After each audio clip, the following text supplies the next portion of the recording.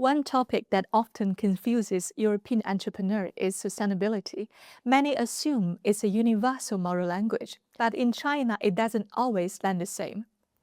From your experience, Claire, why does sustainability messaging often feel like it doesn't translate directly in mainland China?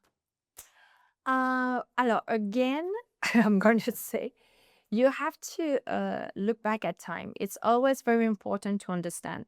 So here, when the European, and I'm going to talk about the EU 27 members of the EU, if you want, or the American market are looking at the Chinese market, they might feel frustrated in the sense like they might think, oh, they're still polluting massively. They are one of the top polluter on the planet Earth. They're still doing a lot of mining, etc., etc., which is true. But you see, I was thinking that way as well. But see, my partner is from Southeast China, and he said, "Well, don't forget, you had your industrial revolution where you were massively polluting 100 years ago, or more than that. So it's our time now in Asia to have our industrial revolution. And yes, in order to grow, we need to pollute because we need to build. If you want to build a factory, this is going to pollute." And he was even coming with the argument, if you don't want us to pollute, you can pay us, which is like at the time offended. I was like, no, it's 22, now we're in another time. Our industrial revolution, we didn't care about climate change. Now we know it's a threat to humanity. But still, I still believe he's partially right, let me just say about my partner. And that is true. China had to do its industrial revolution, and it did it during Deng Xiaoping. And yes, it polluted massively at that time, and there was no regard for nature. But first, and it's one of the primal needs of any society, you need to have shelter and feed yourself. You can care about the environment after, but until you have shelter and food on the table every day, and you know you will have food for your children tomorrow as well, it's not a primary concern. So you can't ask emerging countries to care about the environment if those indispensable needs to humanities are taken care of first. So here now, China did that during Deng Xiaoping and in the 70s, 80s, 90s, and obviously here they had the industrial revolution at that time, I would say, and there was obviously catastrophic effect on the environment, but that allowed people going from literally starvation 150 years ago to now. It's going to be really hard to find people who are still starving in China. Of course, it's still happening, but it's marginal. Yeah. It's not what it was even 50, 60 years ago. I completely agree with you. I think when we talk about sustainability, we seem to forget this concept should be a structural-based infrastructure instead of simply about, being, ethical or having the virtue to be ethical. So do you think sustainability actually has a different meaning in the contemporary China? So yes, sustainability to me has a different meaning because, again, you can't ask a society to care about the planet, but at the same time, they still don't have enough food, and their kids don't all go to school, and they don't necessarily have shelter. That's not fair to require those at the same time, unless you're very wealthy and you pay for, you do all this development, and at the same time, we will give you money to build renewable energy on the side. I mean, all this infrastructure. Unless you do that, we have no word, no say. But that almost sounds like a philosophical question. Can development happen, without the cost of environment, without monetary cost? Because we often associate sustainability with higher price. It's like all these bio shops in France. You assume that price is higher, you're paying something extra for the technique to be environmental. Do you think sustainability has to be associated with higher cost? Many things. If it's agricultural, if it's organic food, because I sell organic food at my stores in Southeast Asia, the yield is going to be lower because, so yes, it will be more expensive because lower yield here. But at the same time, you can look at it as a long-term investment as well. It's health. It's for your health. You're doing this for the soil and for your personal health. So that's something else. But at the same time here, regarding China and sustainability, and again, it's remarkable. Yeah. I think one day, but maybe not during our generation, but during the next generation, we will look at what China did over such a short period of time. Again, which is we've never experienced in our modern history. Because of course in the West, again, our industrial revolution, yeah, more than 100 years ago, here, this happened over just the past generation. So here it's another thing, but here, now they care already about the environment. Yeah. So it's just so fast. Yeah. In humanity, it's we've never been so fast for just one country to do so much in such a short period of time. Yeah. So here, no one knows what's going to happen, you know. But here, China is proving to us that they are still an emerging country. But wait a second, we're an emerging country. We're still growing. We're polluting, but at the same time, we are spending the most amount of money on renewable energy, and now we are producing on the planet Earth the largest amount of renewable energy while still developing our industrial sector. So China, yes, polluted massively with a lot of coal, a lot of steel, a lot of concrete, etc.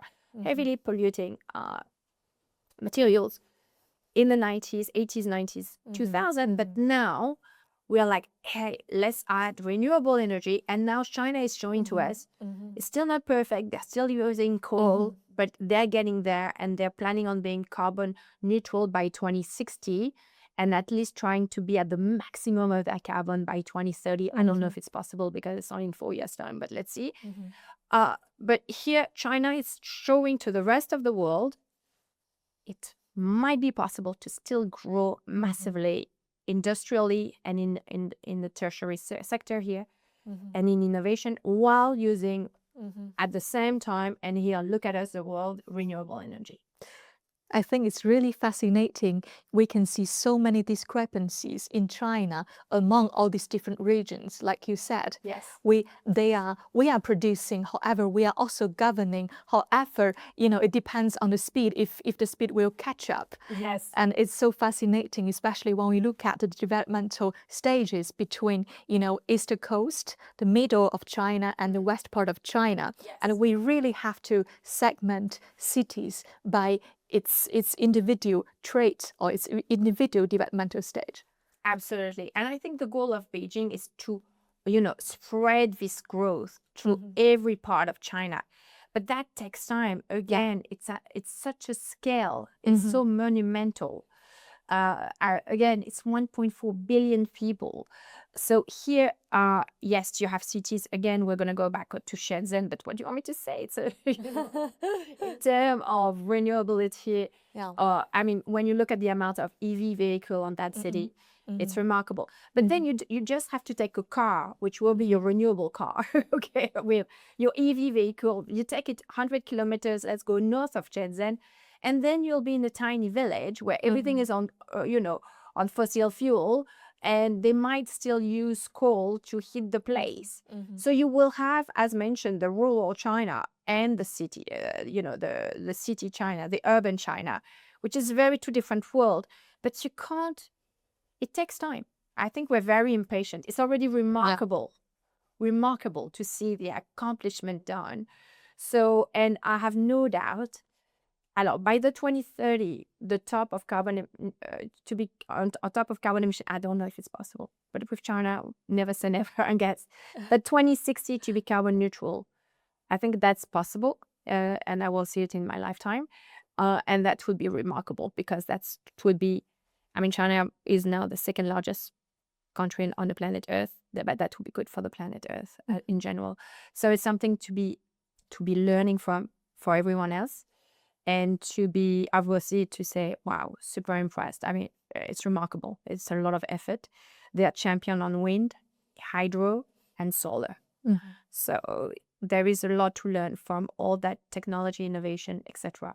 And every year they're better on battery, on storage, on everything stuff indispensable. That will help all the China, what China is doing now is going to help the rest of the world, mainly the other emerging countries, because that technology can be then sent and it's going to be manufactured every year. It's cheaper and cheaper to generate all those solar panels. And when you go to Africa now, even small villages in Africa do not have blackout anymore because they have solar panels.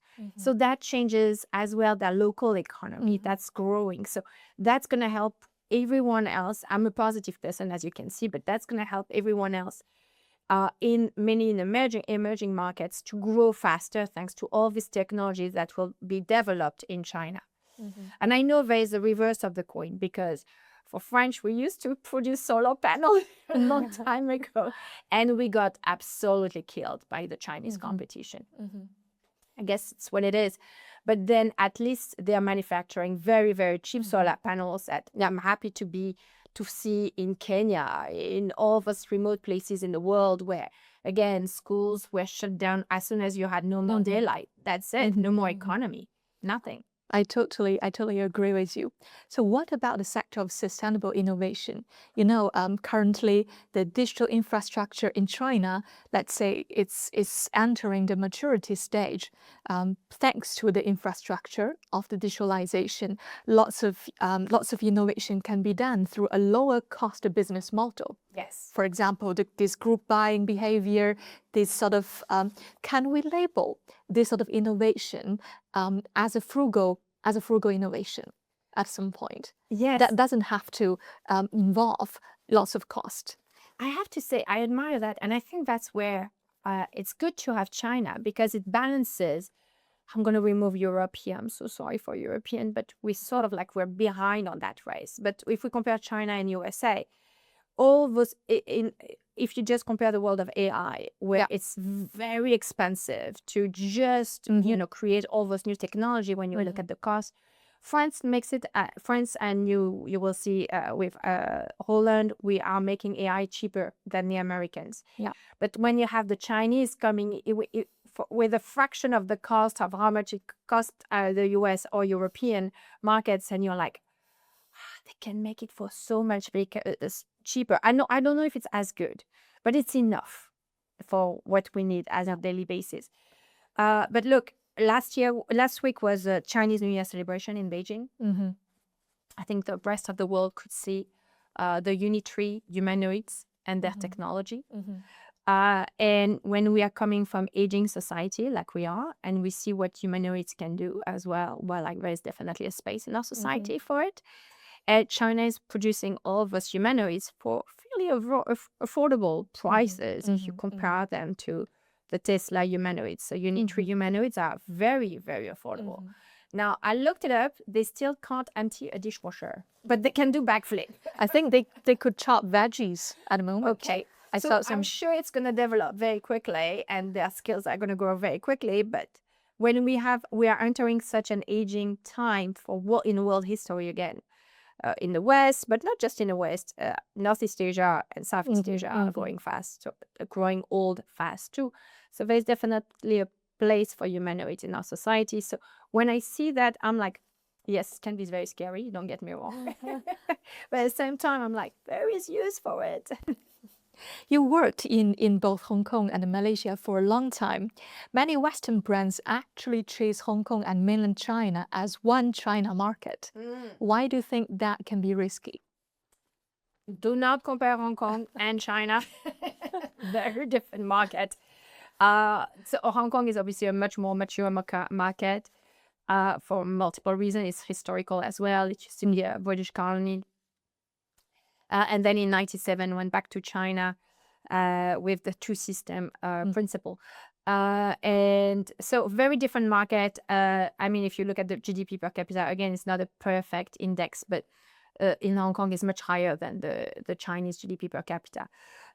Very, very, Hong Kong is, again, it's a mature economy, and you have right across the border, you have an emerging market.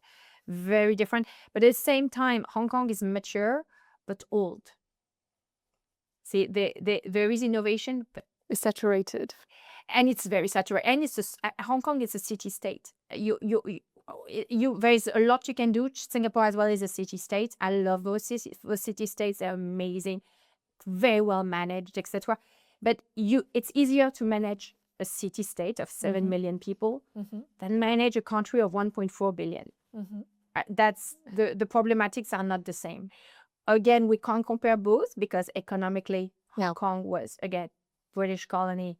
And again, it was a harbor. I mean, they were in trades like Singapore. Economically, very different from the rest of mainland China. But here, you cannot compare the two markets. Here, you have a very mature market, saturated. And Hong Kong has never really been. Hong Kong is banking, lawyers. They're not in infrastructure. It's a city state, and they're not in manufacturing. They used to before we opened the market of China, before Deng Xiaoping opened it. But you had manufacturing in Kowloon, in the new territories. That's way long gone. They even had movie theater. I mean, they had a big movie studio in Hong Kong. They were making all the movies for the Asian market in Hong Kong. Now it's not anymore. Everything moved to mainland. So perhaps Hong Kong has been treated or considered as a translation gateway by Western entrepreneurs or European business people. Do you think they're still doing that? They still consider Hong Kong as a translation gate? Hong Kong is, I think I lived in Hong Kong best time, not knowing it. It was wasting on me. No, I really took advantage of it. I really enjoyed my time in Hong Kong. I lived in Hong Kong from 2005 to 2015. I think Hong Kong, when I moved to Hong Kong was getting to that best time, the golden years of Hong Kong. Again, time will tell. But I think I was at that time. It was more than 10 years, but it was probably from early 2000, the golden years, and to COVID. And then things started to decline for multiple reasons. Some of them we know, political reasons, but just COVID took a really big hit. So I go to Hong Kong. I go back to Hong Kong often, and for me, it will always feel a bit like home. When I get to the airport, I take Cathay Pacific. I see the HSBC signs everywhere when I leave my airline, the aircraft. I smell the Hong Kong Pearl Harbor. I'm like, I'm almost home. I have multiple home in my head. I have multiple homes, so it's home to me. But it's not the same Hong Kong when I lived in Hong Kong. I still love that Hong Kong, but it's not the same energy. It's not the multiculturalism. I think cities that are multicultural have this power that other cities do not have. I love going to Hong Kong, to Tokyo, for example, but it's not multicultural. What is that specific tension helps business to boom? I truly believe the more diverse you are, all the diversity will bring you plus. As a country and as a person. As a country, as a person, you gain from it. Because if you have colleagues from the entire planet Earth, you get richer. That's my true belief. Hong Kong was multicultural. Like Shanghai was multicultural. It's not so much anymore. And Hong Kong was really multicultural. So you would be with the Indian, the Chinese, of course, the German, the French, the Kiwi, the Aussies, the Americans, and we will all manufacture, innovate, spend a lot of money on China and Hong Kong, obviously, building not building infrastructures, building conglomerates, anything you want. Money was still pouring in. Now, not anymore. Western world does not pour money in China anymore because the economy massively slowed down. Hong Kong as well.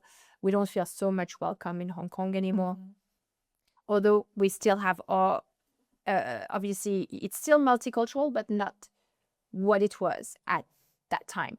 Because now when I go out in Hong Kong, and you go to the places that were very multicultural, you hear much more mainlanders and Cantonese than before. You would hear Filipino, Indonesian, you will hear German, you will hear Italian, you will hear the Aussie accent, a lot of Aussie accents, the Americans, not the same. The Japanese, of course. Do you think that helps cultivate new ideas like sustainability or more innovative way of living? Sustainability, not so, I'm not so sure, but definitely new ideas. I believe you put all this, diverse background. Of course, they're all the best of the best in their field, the best engineers, the best backer, if there's such a thing, the best lawyers. You put all of them, and they come all with their different mindset as well. So I think we get better. We learn from what is the best on each, culture as well. And we make it. That's why Hong Kong and Shanghai were, to me, so buoyant, where such a growth where everything was possible. Now again, COVID hit, things massively slowed down. So here, yes, people do not confuse Hong Kong and mainland China. There are, maybe one day they will be one, but to this day, it's very, very different markets. Do you see there is any other city in mainland China that will copy what you described as the golden age of Hong Kong in the future? I can't see it in Shenzhen because Hong Kong is chaos. It's human, but I love it. I can't explain. It's the energy. Shenzhen, because of its modernity now, will never be that. Shenzhen is the Blade Runner of 2020, or the Blade Runner, I forgot which year it's happening, but you know what I mean. But maybe in Shanghai, I can see that. It can come back. But it used to. If you would go to Shanghai in 2010, I had a feel of Hong Kong. Like we would go out at night, and because I work mainly by myself, so I'm often alone. But I would go out and you would have everyone. You would go out and you will meet people because of course we've been working in that field for so long. We would bump into people we know, but they would be from obviously from China, but from Hong Kong, they would be from Japan. You bump into all those different culture, and then you're like, oh, what are you doing? You want to have drinks? We would go on the bond. We will go to all those places. A lot of them have closed down. A lot of them were institution on the bond, and they've closed down after COVID. And I was like, M on the bond was one of my place. I love that place. They closed as well. I was very sad to see that. To me, it was really an institution, a place, a magical place. I know I'm speaking like old, but it was another time. That sounds really amazing. Yeah, it was an amazing time. I think it's still possible, but just economically, we're at 5% growth. It just, the numbers are not the same. So here now we're plateauing, but we're still growing. But it's a slower growth. But you can't have a double-digit growth all the time. It's impossible. So it's another time. We're entering another phase. Do you feel that sustainability is definitely a core theme for China in the future, regardless? I think so. First, their goal, 2030, they're trying to be at their peak. 2060, we're trying to be carbon neutral. So yes, I see it with the EV. I mean, we can't compete. You have about 100 brand of EV vehicles. Of course, that will be shaded. It's not possible to have 100 brand. That will shade a long time. And some will go down and some will remain. And I think we have a bit of an idea of who will remain in the game. We see them already gaining market share in the European market, EU market. So that's interesting. But just the government here, you see, China from the very beginning, with Deng Xiaoping again, we're spending a lot of money on infrastructure, innovation, education. Exactly. That's the three main factors for an economy to grow. And here, we're still very much true. And I think infrastructure, can we still grow more highway? Probably, but I'm like, but innovation, and definitely now, how to provide renewable energy to everyone. That's the goal. I know they are still, they're about to build another hydro dam near the Three Gorge, even a bigger one. Yeah. It has an impact on the environment, but of course the return environmentally are as well very, very consequential here, and very important, I mean. But here I was looking at the amount of charging EV station. We have 20 million charging station in China. Yeah.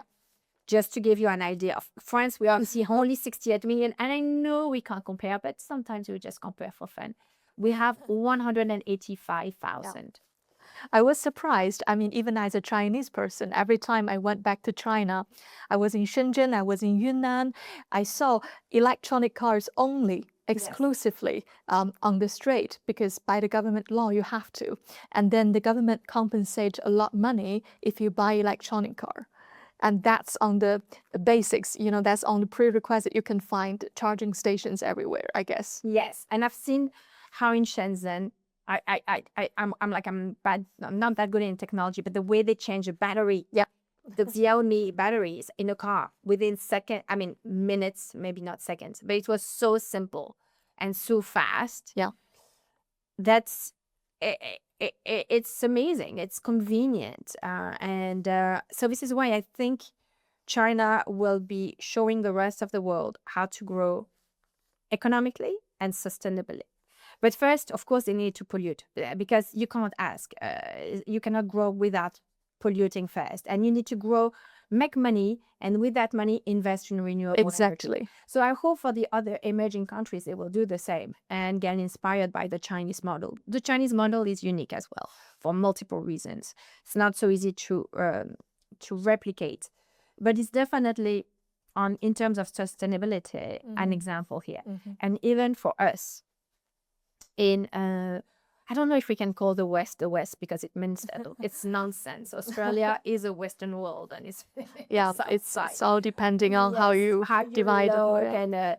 But anyway, for developed country, developed economies, this is definitely inspirational. Now, obviously, the French are moving to nuclear again. But we are investing massively as well in renewable energy, and all it's part of the EU as well plan, but not even at the scale of China. And here we get inspired by the Chinese model here. So there's a lot to learn, and I think the Chinese, because now they're still growing, but it's a concern now. Once you have, again, population is educated mainly, we have shelter, we have food. Now we care more about the environment. Now we can care more about clean air, and we can care more about clean food.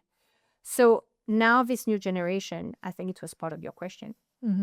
Are you suggesting that assurance must come before virtue seeking? Yes. First, here you need to have the basic needs. And then once you have this, you can look at, because you don't care about clean air and clean food if you have no food. So that makes sense. You need this first. And once you have this, and you need to give people time. You can't ask the Chinese to do everything in one generation. That's not possible. Again, we need to look back and look what a spectacular growth. Again, from a population who was still starving not such a long time ago. Look at the Korean. Korean War was not even 100 years ago. It was 75 years ago, 53. Literal starvation on the street. Yeah. 75 years later, abundance. It's not perfect. I don't know any perfect society. I agree. But people are not starving, and people have education. There is no illiteracy rate must be one of the smallest in the world. I think a perfect society should always prioritize people's well-being. Yes. In a way that people feel, I'm satisfied, I'm happy. Then there can be the perfect society. I think, yes, as long as the society sees their children are being fed, their children have shelter and education, then you can say, okay, we did what we had to do for the society. After, we can always improve. Yes, air quality, of course, important. But that comes, I'm sorry to say, it's not a priority when you have no food. I agree with you. So here, now we're moving to that phase. Where we need, yes, air quality is important, is becoming important. Obviously, there's other issues on top of sustainability is as well lifestyle. Now, our new generation does not want to do the 996. They are like, okay, now I want to as well have a personal life. I want to maybe have children. How can I have children if I do a shift of 996? You can't have a family. So now they have all those requests. And so now society has to adapt to this new challenges of a new generation who comes from more abundance here. Um, and again, China, you have to always be careful. You have the urban area and the country area. Exactly. And there is a big difference here in Exactly. terms of wealth. Clef, let's make it practical. As a French entrepreneur, if I'm asking you, what are we still misunderstanding about China's sustainability practice tomorrow, what would it be? Tomorrow, misunderstanding, here you have to put yourself in the shoes. Always put yourself in the other shoes, right? And here you have to understand that they came from, in one generation, warming myself with wood or coal. And now our energy comes from, a lot of energy comes from sustainable energy, come from solar, wind, hydro. So here you have to first understand that. It's still not perfect. For us Westerners, when we go to, I'm going to put China, Korea, and Japan, the packaging is horrific. The amount of packaging everywhere. Everything is over-packaged. On top of it now, when you go to Shenzhen and you see the deliveries done by drone, which giving you even more packaging, it's horrifying for Westerners. But it's always been cultural here. The packaging is clean food, it's part of its perception. But here, let's look away from the waste. We just look at carbon emission, which for me comes from mainly the energy. And here, let's not forget European. Germany is going back to coal. They are going back to coal, some coal energy, because here, I think in Europe, we have the most expensive energy in the world. Now in 2026 and 2025, 2026. Since 2022, our energy bill is huge.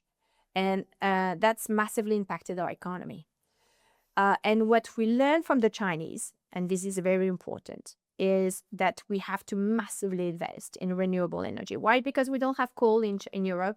We don't have gas. We have a lot of coal, sorry. But we have no gas or very little petroleum except in the northern part of Europe.